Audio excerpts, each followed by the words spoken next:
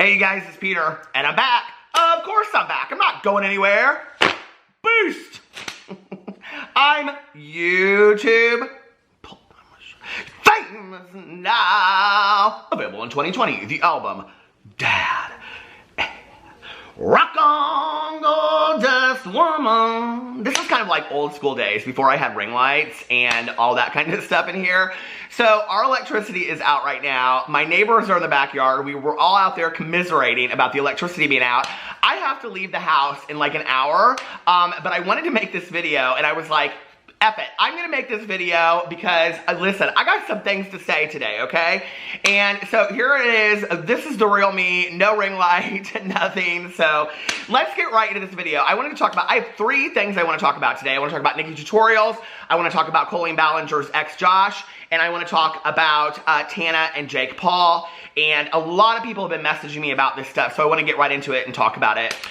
Less than an hour ago, Nikkietutorials posted on her Instagram that, yes, she is engaged. She threw up this picture right here, which is her and her fiance, and underneath it, she said, yes, yes, yes, yes, yes, yes, yes, yes, yes. She looks absolutely gorgeous. Nikkietutorials is somebody that I have watched ever since I started doing drama on the beauty influencer community, and I really like Nikkie, you know? Except for a few things, she has really stayed out of the drama. She kind of does her own thing. I think she's super creative, and I just like her. And I like that she kind of sticks to what she has always done. And I'm a believer that, listen, if it ain't broke, don't fix it. So congratulations, Nikkie. I'm very, very happy for you.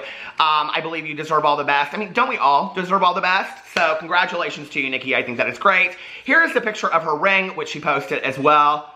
I don't know if you notice more the ring or how fantastic her her nails look in this. And if you watch Nikkie's videos on a regular basis, what you don't know is a lot, okay? She's always showing her new nails and all that kind of stuff, and she loves to get her nails done. She's said that for quite some time. So anyway, congratulations, Nikkie. That is very, very cool.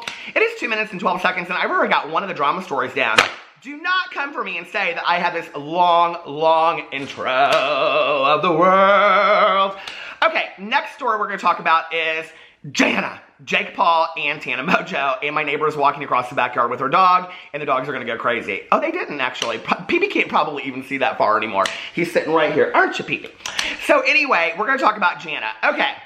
I started getting all of these messages. So many people were like sending me requests to do a video about Tana. I am so hot right now, you guys. Woo!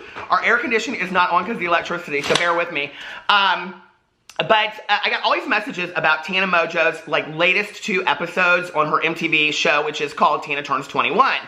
Now, I originally did a reaction to the very first episode of that show, and I said that I thought it was pretty good, and that I actually thought the standout people on the show were Amari and her friend Ashley, who I think are super likable on the show.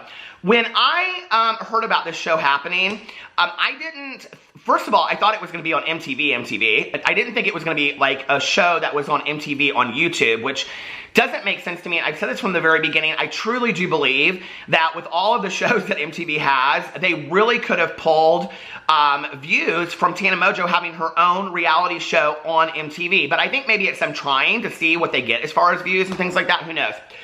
So anyway, I watched the first episode. And today I caught up watching the rest of the episodes, which I think there's 5 total episodes now. The entire show has, at this point, kind of become about Tana's 21st birthday, but really about her relationship with Jake Paul. And, you know, it's really kind of sad to me, because when I went into the show, like I was saying, I really thought it would be, I honest to God thought it would be an unedited background into, like, what is going on with Tana Mongeau, like, what's her life look like on a daily basis. And you do see bits and pieces of that. But really, the realest things about this series is not Tana Mongeau, okay? It's her best friend Ashley, Amari, and her manager, Jordan. Those are like the realest pieces of Tana that you see. What you really get as a result of this is, and listen, and I have to tell you, if you've watched my videos, and if this is your first video of mine talking about Tana Mongeau and Jake Paul, I I am not somebody that just comes out right of the gate and bashes them. Like, in all honesty, like, I have been rooting for this to be real for quite some time, and it is just completely not real. It isn't. It's all because of brand, and it's all for the views and the content, and she says that in this episode. She says it in the 4th episode, and then it goes into the 5th episode.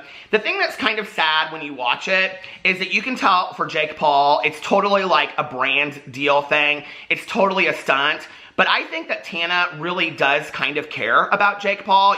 At least it seems that way. So there's this whole discussion in the 4th episode about, it's not a legal wedding, or a legal marriage. And then Tana even seems kind of confused about that when she's talking to Jake Paul. There's a lot of discussion on whether or not she should move into the Team 10 house or not. And then she said, should I rent a space there? And he says yes, which is interesting to me that you would rent space from your husband. But she does say in there, you know, that this is kind of like not a conventional wedding, okay? Well, or not a conventional marriage, and I get that, and a lot of people don't have conventional marriages, and hey, do your thing, okay? But then she goes in there and says that there's kind of this understanding between her and Jake Paul that this is going to be like a Kim Kardashian 72-hour wedding, right? Or marriage, which means that they know, or 72-day wedding, that they know that they're going into this with the expectation that they're going to get out of it, right? But when you watch it, it's kind of sad because Tana seems like she's really starting to like Jake Paul. And for him, like, he cancels the wedding like twice, right? And Jordan, her manager, tells her that she should just cancel it. She shouldn't go through with it and whatever. And, you know, I've had my speculations about Jordan in the past with the TanaCon thing and all that kind of stuff. But you can tell in the series, from at least what we see, that Jordan really, really cares about Tana and really has her best interest at mind. I really, truly believe that watching the series, but we only see, you know, like, what they show us. So I don't know how highly edited that is. But, you know, there was, like, one incident. She has a birthday party in Las Vegas, and then she has a second birthday party in LA, and she wants it to be 500 people and blah, blah, blah, blah, and all these celebrities, which was interesting because there really weren't that many celebrities. I mean, other than a few, like, I think is it Alex Wasabi and David Dobrik? There's like a few people there that are like YouTube celebrities, but really that's it. And which was kind of sad to me, in all honesty. And then there's this huge thing about Jake Paul wants to come and bring his whole Team 10 people, but Cole Kerrigan, who, you know, like, he kicked out of the house, and there's all that kind of stuff, the beauty influencer Cole Kerrigan. I actually did not make a video about that, but there was like this huge issue with it. He's there because Tana had invited him, and then she said she's going to uninvite him, and then she has Jordan do it, but Jordan doesn't want to do it because he said Cole's always been nice to him, so he doesn't have any issues with Cole. And then, but it's all these people there that have these issues with Jake Paul, and then that you can see kind of in the background. And then Jake Paul shows up in a limo, but he doesn't want to come into the party. So they have like this kind of 2-second conversation, or 2-minute off the camera conversation. And she's like hanging all over him and stuff, and he's real done with it. And he's like, I just want to go home. Like, I just want to go home. And she's like, well, can I call you in a little? And he says to her, it's her party. And he says, I would like for you to come with me. And I was like, if this was one of my good Judys and she was going through this, I'm just telling you right now, okay? Listen, we're up in the kitchen, we're having a conversation about an MTV show, okay? If this was one of my good Judys and that was her, I'd be like, dude, that's red flags, okay? That you're at your party that you planned and your fiance can't man up to be there long enough because of a disagreement that he has with somebody else, and he wants to take his toys and go home, and on top of that, he wants you to come with him. Girl, seriously, even if this is just for pranks and giggles, I'm sorry, it's not a good look. So there was that happened. The whole thing is just, it's very obvious that, you know, like Ashley, they're in her diary room kind of thing. I really like her. I like really like her watching this. And I was like watching Ashley, and I was like, I could totally see her on like the Real Housewives of Orange County in like 10 years, you know? But there's a part in there where she's like, I didn't know that this wedding was real, and she's not legally getting married or something like that. And so it's very interesting. Ashley was actually a lot in the last 2 episodes, more so than Amari. He was a lot in the first episode. He's in the other episodes. He just isn't highlighted and in the diary room and stuff like that. So, you know, it's all just for content. They had pre-planned it like months ago, canceled it, pre-planned it, and then it just didn't go off the way that it was supposed to. And they wanted it to be this huge publicity stunt. The thing that makes me really, really sad about this, okay, is it's so obvious that, like, with Tana and Jake, and I know to the kids, it looks like, unbelievable money, unbelievable fame, unbelievable experiences, and all this kind of stuff, of which I'm sure it is. You know, I'm sure it is. But what's really sad about it to me on another level is that when you're watching it, it's like there's really nothing that real to Tana Mongeau's life. Like her fake life is her real life. Like it just, none of it seems real, you know? And it's all about her brand, and it's all about her like coming up with new video content. And Jake Paul is the same way, if not even more, you know? And there's a scene on the couch when they're talking. It actually is the end of episode 4 and the beginning of episode 5 when they're sitting there talking. And she's asking him his questions, like, is this going to be a legal wedding or legal marriage? And should I get a room? And she's asking about prenup and stuff like that. Questions that they should have been having 3 months ago or 2 months ago, right? And because now there's all this speculation. People are like, they dated for 3 months, they were engaged a month. No. When you listen to this show, they have been planning this wedding from literally the get-go. So they got together and they've been dating all this time, you know, since. And they have not consummated the relationship, okay? She confirms that in the wedding, which is interesting to me about Tana Mongeau and Jake Paul, you know? And it just, I don't know, I was kind of surprised by that. So anyway, but she says that, which, you know, hey, that's respectable.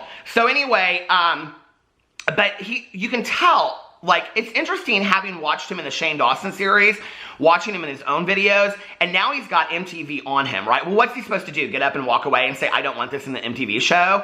You can tell he's really, really uncomfortable when she's asking him these questions. Like, he doesn't even want to answer them because this is totally a business deal to him. And he doesn't have his management team there, and he doesn't really know, and all this kind of stuff. And it's just, the whole thing is very sad to me. And so anyway, who knows?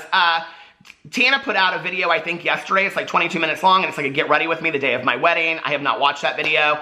But in the MTV series, it's just so obviously for content and whatever, which, you know, and she says in there, you know, like, I take weddings very, very seriously and all this kind of stuff. And she talks about what her dream engagement would be down the road, because Jordan's kind of asking her, like, you know, well, what would your dream engagement be? And she's like, yeah, this kind of fell short of what I would really like my dream engagement to be. And, you know, I don't know. It's like, okay, so I don't know. It's a completely different world. I don't live in the world of the celebrities, you know, so I don't necessarily relate. But I think, like, with Tana Mongeau, like with a lot of YouTubers today, it is very much a show. And so if you're going to follow along with them and you're going to love their content and you're going to enjoy it, you're going to have to realize that it is completely fake. Like 95% of what you're seeing is fake. But if 95% of what you're seeing is fake, and they're making all of this content for views, for brands, for contents, and all this kind of stuff, which is sad to me because at the end of the day, brand, content, views, it's all at the end of the day just about money, right? So they're trading 95% of their life just for money. Well, at the end of the day, how much of their own life do they have for themselves, you know, to have their own relationships, to have things that are, you know, not on camera? Listen, I have 5 channels and I post a lot, and I still have a lot of people in my life, a lot to my life that never sees the light of day on camera. Like, it just doesn't, you know, because those are people that don't want to be on camera. Those are people that I have relationships with that I've had for 20 or 30 years that have no desire to be anywhere near this. So, you know, I don't know. It's sad to me, kind of. That's kind of the takeaway for me. I like her show. I really do. I just wish it wasn't so much about this wedding and all this kind of stuff. Almost the planning of the birthday party was more exciting to me to watch than anything else.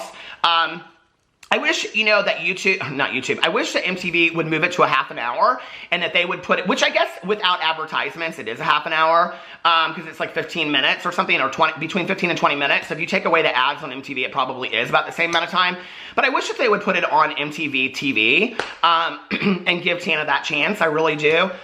But at the same time, you know, I don't know. Like, her birthday party was interesting to me. She kind of became... Do you know that person back in the day that you would go to a bar and they'd have like a half a drink and they'd be like, oh my God, I'm so drunk, I'm so drunk, I'm so drunk. And they say it like 15 times, and you're looking at them and they've had like a half a drink and they're not drunk, and they're like telling everybody that they're drunk. That was Tana at her birthday party. Like, when you watched it, she like, as soon as she gets there, she like does this like Snapchat, Instagram thing, and she's like, oh my God, here I am, here's paparazzi, blah, blah, blah, I'm so drunk, right? And then it's like she's inside and people are talking to her and she's like, I'm so drunk, I'm so wasted. But she's like completely fine, and it's like, I'm confused why you needed to let the world know that over and over and over again. I'm just saying, okay? So there's the whole Tana Mongeau thing. I don't know. Let me know what you guys think in the comment section below. And then I want to talk about the Josh DTV. So if you don't know, Josh is Colleen Ballinger's ex-husband. Colleen Ballinger, who is Miranda Sings. So I started getting flooded with I don't watch his channel. I am not a subscriber to his channel. And, but I will be watching the upcoming videos, okay? So Josh came out, his channel name is Joshua D TV, and he used to film a lot of videos with Colleen, and so for those of you that want to tell me it's Colleen and not Colleen, he even says in the video Colleen, so you can go check that out. She even refers to herself as Colleen, because people always want to correct me on that. It's like somebody corrected me the other day when I was talking about, what's his face? What's his face? The vocal coach, Tristan Paredes. And people were like, his name is not Paredes, his name is Paredes. And like 3 people said that to me, and I had already asked him like where his name comes from, because we had talked a little bit. And my husband's last name is Paredes, just so you know. And my husband is from Venezuela. So he pronounces his name. I'm sure there's many ways to pronounce it. I'm sure there are, okay? But the way that you pronounce it, and my Spanish sucks, is Paredes. So anyway, so I watched this video because I started getting so many messages. People were like, did you see Joshua DTV's video? I was like, who is Joshua DTV? I had no clue, right? Like I didn't connect the Colleen and the Josh video. Okay. So Josh puts out this video. I think it was yesterday. When I looked later today, it had like 61,000 views on it. And basically it's just him sitting there. He's at his mom's house in Georgia. She's had some tree fall and he's there trying to keep her safe and all this kind of stuff. And he said, everybody's asking me what I think about this video, so I'm just going to tell you what I think, okay? I watched this video, and I don't know the truth. You know, I don't know the truth. He says that he is going to tell the truth on all of these people, on what happened between he and Colleen, on what happened this, because he gets so many nasty comments. People continue to come for him on a daily basis, and he's had it. That he's just trying to move on, that he's just trying to live his life, and that he is doing this for himself, okay? That this is for him, nobody else. And he's like, I'm going to tell the truth about what happened between me and Colleen, and I'm going to tell the truth about, he says all these people, he includes in there, you know, Shane Dawson and some other people. And I'm like, oh, this is going to be interesting. Oh, by the way, I just want to say, I did a predictions video in like December or January about YouTubers of 2019. I think at this point, literally every prediction except for one that I said in there or 2 has happened. And I made like 20 predictions in there. I said that somebody was going to come out and do a tell-all video on YouTube. I don't think this is it though. This is, my gut still tells me this is not it. That somebody was going to do a tell-all video on YouTubers. And I also said that a major celebrity was going to start a new vlogging YouTube channel, and Paris Hilton yesterday announced her new YouTube channel, and she uploaded like a 30-second video of her dog floating around in the pool on a raft with her song playing in the background. So, welcome, Paris. I'm excited to make many videos about you. Anyway, so I watched this video. You know, it was hard. It was really hard to watch this video. You could tell he is somebody that's been in a lot of pain for a long time. The thing is, with stories like this, there's his side, there's their side, and then the truth is somewhere in the middle. Perspective, I think, is always an honest thing. He said something in the video, so I will be watching. I don't know that I'll be commenting, because you never know. Like, you know, like, so if he comes out with the truth, are these people going to come out and say their side of the truth? You know, you never really know what exactly the truth is. The truth on the internet and the truth on YouTube is a very interesting thing. People can put things out there, they can put them in a video, they can put them in a tweet, and just because somebody says it, and just because you like that person that says it, it means you believe it. When you don't actually know the truth, you don't know actually DMs that could have occurred between those people, text messages, conversations, you have absolutely no clue. And he says that, he goes, people don't really know the background story of what really happened, and so I'm going to tell it. And he's like, and if you don't like me for that, I don't really care. He's like, YouTube is not my job anymore, blah, blah, blah, blah, blah. He goes in this whole thing. You know, a man or a woman that has nothing to lose is a very dangerous person, I'm just going to say, you know? He said something in there, though, that resonated with me on such a deep level. He said, I don't know why for so long, he's something like this, I'm paraphrasing. I don't know why for so long I've been protecting those that aren't protecting me or don't have my best interest in mind. And I was like, I needed to hear that. Like, I so needed to hear that, you know, and it's interesting because I thought for some time, like, maybe it's time for me to come out and make a video. You know, maybe I just need to tell some truths of my own, you know? Maybe I need to say some things about how things went. The reason that I've chosen not to sometimes in my life is because I just want to put one foot in front of the other, do my own thing, stay in my own lane, be happy with it, you know, and just be like, hey, this is what I love to do. I love to make videos. I love to get on here. Even if people don't know the truth or don't believe the truth or think they know the truth when they have absolutely no idea of the truth whatsoever, you know, and it's been a conversation I've had in my head for a long time with my sponsor, with my counselor, and things like that, you know, and I don't know, it's interesting. I've always felt like, to some degree, when you start feeling the need to defend yourself or prove yourself to somebody else, that's about you. That's not about them. And so I don't know why he's coming out with this at this point. I don't know if it's that maybe he needs the freedom from that, or that maybe he needs to let go of all this kind of stuff. I don't know that I think it's necessarily the best move from a YouTube point of view, but I think that's actually why he's doing it. I don't think he cares anymore. I don't think he cares if it's a good move for him on YouTube. And that's kind of a scary thing, because then we're going to probably get a lot of truth from him. And it's going to be really, really interesting to hear what he has to say. You know, I've had those moments, in all honesty, where I've been like, screw it. I'm getting on video, and I'm just going to put it all out there, you know? And I love that he said kind of like, I'm going to start fresh, and like, I'm going forward, and I'm putting this all out, and then whatever forward, because I need to do this, and I need to do this for myself, and for my wife, and for my family. The other thing that he said that was interesting in there, that I have also felt on a deep level, was he said that when he and Colleen broke up, his personal friends stayed there, but his YouTuber friends were gone. I think that's kind of, you know, true on any kind of relationship that breaks up, that you're going to lose a lot of people. But in a world of YouTube where you have a lot of YouTuber friends, it's probably even more true, you know? So, I don't know. It's interesting. He is somebody that I've watched some of his videos in the past, not consistently, but when all that stuff was going down. And he seemed a little, I would say, angry at times in there. So, you know, it's hard to watch somebody angry and want to like agree with them or whatever. I think that angry doesn't play well on YouTube. I don't think it comes across very well. But you know, anger is a real emotion. Anger is, I think, we often feel it, you know, we often feel hurt, and I think that anger is a secondary emotion sometimes, you know, that is, I don't know, veiling over hurt and pain inside, and I relate to that, you know, and I think many, many people relate to that. I've been hurt so many times in my life, and I've hurt other people in my life, you know, and today, I'm trying to be a better person. I'm trying to not continue to hurt people. I'm trying to rectify my past and make it right, and, you know, sometimes other people aren't ready for that, and I'm sometimes not ready for other people to make that right as well, you know. I think that there's a timing thing to that. So, I don't know. Maybe for him, this is his time, and he needs to come out, and he needs to just let it all free. I think that there will be, a snowball effect after this. I think he will come out and say some things that he can't unsay. And he's talking about some pretty big YouTubers in there. And it's going to be interesting to see what people, if it changes their perspective at all about these people or not. Or if they just choose to not believe him. Because that's, like I said, you know, just because somebody says something on YouTube, we tend to believe the person that we like the most on YouTube, whether it's true or not. We don't ever look to see if it's true. We just tend to kind of believe it because we like that person more than the other. So, I don't know. You know, YouTube is very much a popularity contest, and it's going to be interesting to see what he has to say. Are you guys going to watch it? Do you care? Do you even know who this person is? A lot of people reach out to me and ask me to comment on it, so this is what I have to say. It doesn't change my opinion about, like, Colleen. You know, I still watch her. I still love her. And I don't know what happened between them, and it doesn't necessarily mean that I'm going to stop watching her, you know, because of what he says. It doesn't mean that I'm going to stop liking her because of what he says. But will I listen to what he has to say? Sure, you know, absolutely, and I might even comment on it. We'll see. Anyway, let me know what you guys think in the comment section below. I love you, and I will see you tomorrow. Bye.